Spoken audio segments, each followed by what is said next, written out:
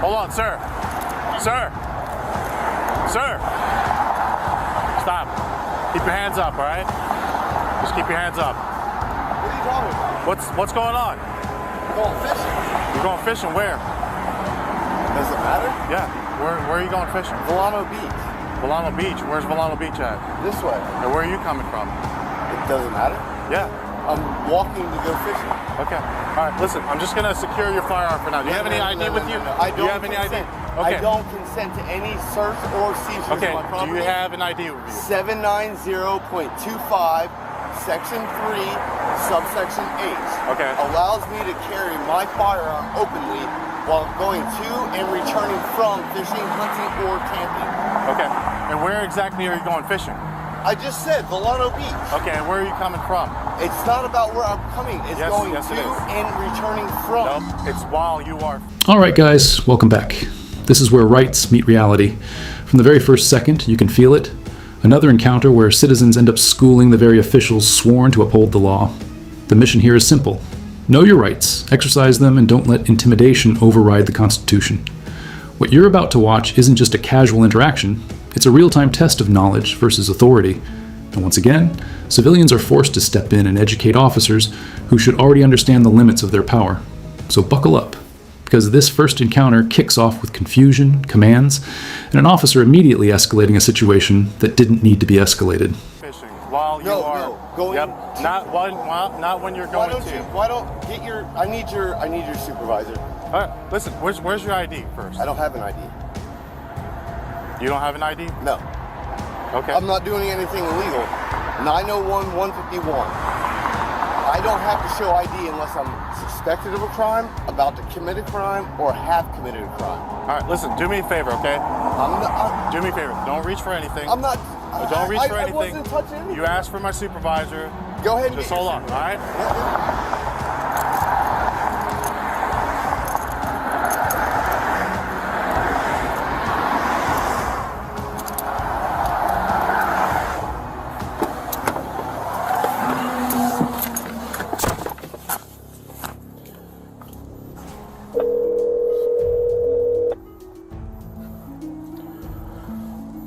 Hey, Sarge, he's requesting a supervisor. So he says he's going fishing, and he's walking here on US 1, and he's going to Volano Beach, and he's refusing to give me any ID. Flashback. Where's your ID first? I don't have an ID. You a goddamn. He's refusing to give me any ID. You a goddamn. Now here's where things get intense. A man openly carrying a firearm while walking to fish, completely legal under Florida Statute 790.253H, is suddenly treated like a threat. The officer questions him, presses for ID, and attempts to reinterpret the law on the spot. But the citizen doesn't panic. He cites Statute 901.151, calmly explaining he's not required to provide identification unless suspected of a crime. This isn't aggression, this is education. The officer insists the exemption applies only while fishing, but the law clearly includes going to and returning from fishing. And just like that, the power dynamic shifts. The civilian stands firm, demands a supervisor, and refuses unlawful pressure without raising his voice. No, I stopped him right here. He was walking on the sidewalk.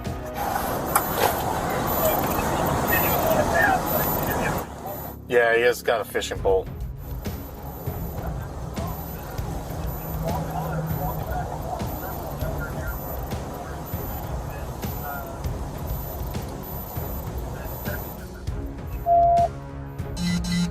Yeah.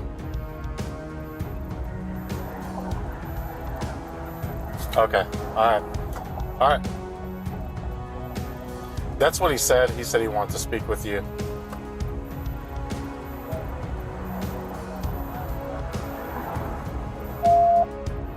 Okay. All right. Let me tell him that he's good to go, and then if he's good with that, then that's pretty much it. All right. I'll let you know. All right. Bye-bye.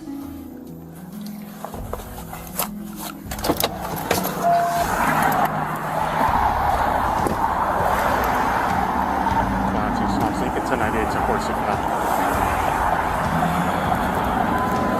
This is the turning point. The supervisor is contacted, the facts are reviewed, and suddenly the tone changes. The officer realizes he's standing on thin ice. The firearm? Legal. The walk to the beach? Legal. No crime committed, no reasonable suspicion established, and just like that, the detention collapses. You can hear it in the officer's voice. He's backing off. The civilian wasn't hostile. He wasn't disrespectful. He simply knew the law better than the officer confronting him. That's powerful. That's accountability in action. And in a matter of minutes, what started as an attempted stop turns into a quiet admission. You're good to go. All right, I got a question. You're not going back and forth, right? You're going there to fishing? Okay. All right. Going to and returning from. Okay. So, But you're not just hanging around here. No, I'm not.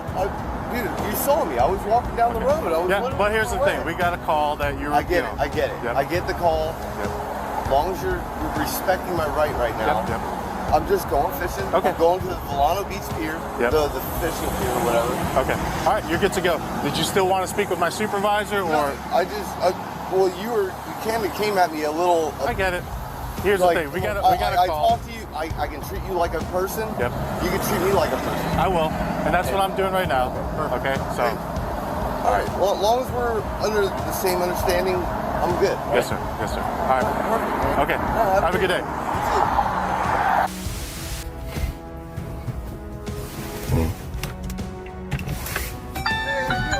Hey, what's up, bud? But it doesn't end there. A second scenario unfolds, this time involving a parked vehicle. A citizen sitting legally on a public street becomes the subject of police attention simply because someone felt uncomfortable. Let that sink in. No crime, no violation, just discomfort. The officer approaches respectfully, explaining a resident didn't recognize the car.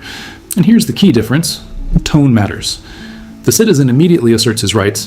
Being parked on a public street is not illegal. Suspicion isn't a crime. Discomfort isn't a statute. And once again, we see the Constitution quietly enter the conversation. I didn't even see it in the window. You know, so. We got a call from a resident here. They were a little concerned. They didn't recognize your car. They were just wondering what was going on. The 3 vehicles parked here, and they pointed my vehicle out of all the vehicles here? Yeah.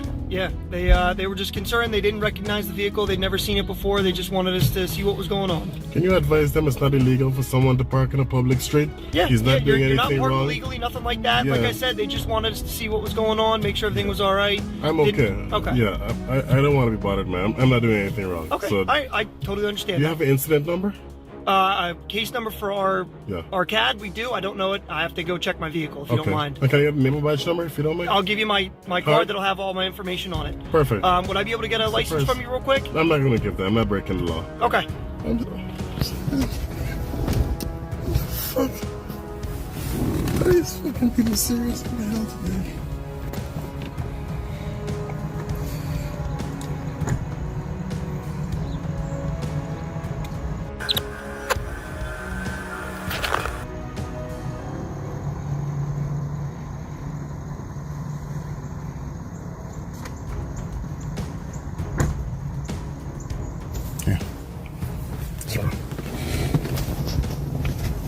All right. I'm not answering any questions. Now, watch closely, because this is where many people fold. The officer asks for ID. The citizen refuses, calmly. He isn't obligated. He requests a case number, badge information, documentation, flipping the script. Accountability goes both ways. Frustration builds in the background, but the officer maintains composure. No threats, no unlawful orders, just dialogue. That's how it should be. The citizen isn't being difficult. He's being constitutional. He refuses to answer investigatory questions because there is no investigation. There's no crime. There's only a neighbor's discomfort. And that alone doesn't override the Fourth Amendment. Okay. Yeah. So this is all my information on the front of the card. Sure. My name, phone number, email are on here if you have any questions. All right. Back is going to be the case number for Perfect. the incident. That's what you were asking for. All right. All right. So I see you're here from. Do you know somebody here? Any particular? I'm not reason going to you answer were any parked question. here? Public street, public area. Anyone can be in any township at any point in time. Okay. So I'm not going to answer any questions. Okay. What exactly did they say? They just gave us the description of the vehicle. They just said it was tinted windows. They didn't see anybody inside. The vehicle wasn't running. They were just concerned, didn't know what was going on with it. So Who the hell could have called? Like, that doesn't make any sense. These people parked here around the same time I did. They're just watching my car? That's crazy. that's the vehicle they gave us. And like I said, they just gave us a call. They were concerned. They didn't know what was going on or, why they were here. They wanted us to come and talk with you, see if you wouldn't mind chatting with us, make sure everything was all right. That's crazy, man. All right, yeah. So, I mean, would you mind heading out of here? I don't know exactly what your plan was. Why would I need to head out of here? It's just making somebody uncomfortable. So they just didn't Uncomfortable know. is not against the law. I understand it's not against the law. Good. Like I said, they gave us a call. They wanted us to talk with you, see if we could figure out what was going on, why you parked here. Let's try this approach. How about you inform the caller that this individual is not breaking the law? The officer suggests maybe he should leave to ease tensions. And here it is, the subtle pressure. Would you mind heading out? But the citizen stands firm. Being uncomfortable is not illegal. Parking legally is not suspicious. The law allows free movement, free travel, and freedom from unreasonable intrusion. He even suggests the better solution. Educate the caller instead of inconveniencing someone who has done nothing wrong. That's powerful. That's civic literacy. Instead of surrendering ground, he reinforces constitutional boundaries. Calm, controlled, unshaken. You're in their car, they're on a public street, they have every right to be here, just as them and their families too. Leave him alone. Okay. Like It's as simple as that. Like I told you, as soon as I came up, it's not, you're I not know. parked illegally, nothing like that. I They know. gave us a call. They wanted us to talk with you. That's I know, but you're asking me to head out because they're uncomfortable. Uncomfortable is not against the law. Neither is suspicion. I'm not breaking the law. There's no crime until there's a crime, right? And I'm not here to commit a crime. okay. I'm here for a legit reason, and I'm just parked in a public street. Okay. So tell them just to leave me alone. I'm not bothering anyone. Okay. I have I'm not legitimate saying that I you know were. you're not All I'm saying I'm is just they gave telling us a you call about it. so you can tell them that. Okay. All right? Because some people need to mind their business. I'm not doing anything. I haven't done anything. Totally understandable. Oh, I get where you're crazy coming in from. this economy, right? So I mean, like I said, I understand you're not doing anything wrong. You're sitting in your car legally parked on the side of the road, public road. I get it. All right. The only reason I asked if you wouldn't mind leaving was obviously, like I said, somebody was uncomfortable by it. I get that's not against the law, but I didn't know if you were willing to keep going with whatever it is that you had going on. I prefer to educate them rather than leaving. Educate them so that they'll know better next time if someone parks in the street to just leave them alone and observe. Okay. So educate them. I'm not gonna go. Okay. I'm not gonna give them that satisfaction. Okay. So if you don't mind sharing with me, you said that you were here for a legitimate reason. Do you mind sharing with me what that reason is? No, I'm not gonna share that reason. Okay. So you don't want to talk to me at No, all? because they're not gonna. Now we enter a deeper constitutional conversation. The citizen refuses to disclose why he's there, not out of defiance, but out of principle. The Fourth Amendment protects against unreasonable searches and seizures, and compelled explanations can blur that line. The officer acknowledges the legality of the situation. He even agrees the man is parked lawfully. That's critical. The tension shifts from enforcement to understanding. Both parties remain composed. No shouting, no escalation, just boundaries being clarified in real time. And this is what professionalism looks like when it works correctly. They're not gonna trump my Fourth Amendment rights. You see, Right, I'm not because of talking their with them about what your reasoning. It's just Good, it's. good. But because of their fears, I'm not gonna answer to someone else why I'm here if I'm not breaking the law, right? The law allows me to travel freely, uninterrupted, right? And that includes parking too. So I just want to be uninterrupted. Just because they don't understand how the law works, it shouldn't violate my Fourth Amendment right. I understand that. Yeah, so I'm totally with you. Like I said, that's not for their information. That's for us because I don't know if they're going to call us again or not. I'm going to obviously tell them that you're legally parked here. You're allowed to be here. There's nothing wrong with you being here. But just to avoid any conflict in the future, if they got upset by the fact that you didn't leave, I'm going to tell them he's not doing anything wrong. You guys don't have to go intervene. I want to make sure that doesn't happen though. Well, they should understand that if you explain it to them. And I'm going to, trust me, I'm with you. Yeah. Like I said, if they, hear it from us, hopefully they'll listen to it, but not everybody does, Well, right? if they call you guys back, you can tell them they're harassing you. Stop abusing public officials because I get you. you explained to them, you were here, you checked it out, there's nothing illegal going on. Leave me alone, ma'am or sir. Have a good day. That's it. That's the end of it. I'm with you. And you should also check your brakes, man. Your brakes are making a lot of noise, They're making man. that squeak, They need to be I get changed. you. Yeah. Well, I appreciate you talking with me. I appreciate you being Sure. cooperative. So, like I said, I didn't mean to bug you, but we got the Yeah. call about it. We got to do You our gotta due check it out. diligence, I talk with you, understand. make sure everything's all good, I okay? understand. I accept. Not I accept. I respect your professionalism, okay? I'm not trying to violate my rights or anything. So, I thank appreciate you very much. All right. Have All a right? good one. You too, man. And here's the final takeaway. Not every encounter has to explode into chaos. In both situations, the law ultimately prevailed. Not through force, but through knowledge. The officers backed off once the facts became undeniable. That matters. Police don't need to know every single statute. But when it comes to laws that directly impact constitutional rights, ignorance isn't acceptable. This is why recording, documenting, and understanding your rights is critical. Awareness changes outcomes. Education prevents misconduct.